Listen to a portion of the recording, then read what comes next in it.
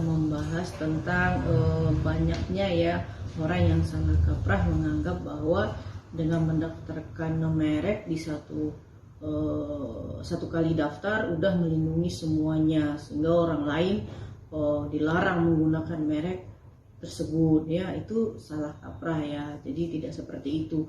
Untuk pendaftaran merek ya di seluruh negara anggota WIPO itu ditentukan per merek per kelas. Jadi sebelum kita mendaftarkan ya, kita harus tentukan dulu merek ini mau digunakan atau mau dilekatkan pada jenis barang atau jasa apa.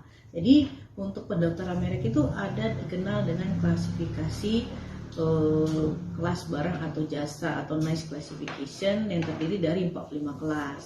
Nah, kelas 1 sampai kelas 3, 4 itu kelas barang. Jadi contohnya misalnya merek, saya mau daftar merek nih untuk jenis barang pakaian, misalnya pakaian, kaos gitu ya. Itu masuknya di kelas 25.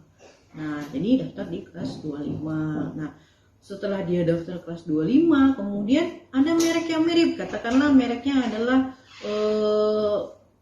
D5 ya, D5 di kelas 25 untuk jenis barang kaos.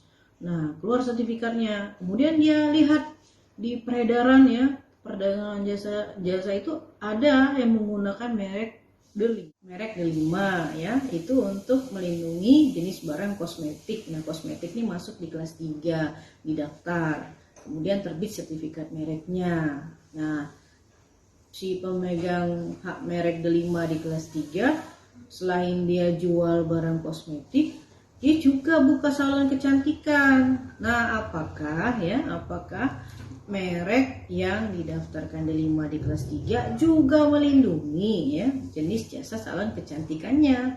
Jawabnya tidak. Kenapa? Karena dia tidak mendaftarkan merek D5 di kelas 44 untuk jasa salon kecantikan ya. Jadi dengan demikian merek yang didaftar itu tidak berarti melindungi semua jenis barang atau jasa jika pemegang atau pemohon mereknya tidak mendaftarkannya juga di masing-masing kelas yang dia perdagangkan gitu ya. Jadi harus sesuai dengan apa yang kita perdagangkan itu kita mohonkan, karena pendaftaran merek itu adalah per kelas barang atau jasa.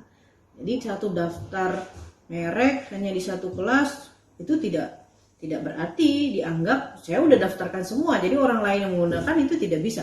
Tidak seperti itu ya, itu salah kaprah ya. Jadi yang merek yang didaftarkan itu harus sesuai dengan apa yang kita mohonkan. Jadi kalau misalnya kita perdagangkan itu belum kita daftarkan, sebaiknya didaftarkan. Ya seperti tadi merek D5 dia daftar di kelas 3, kemudian dalam perjalanan buka salon kecantikan. Nah, jasa salon kecantikannya daftarkan lagi mereknya itu di kelas 44.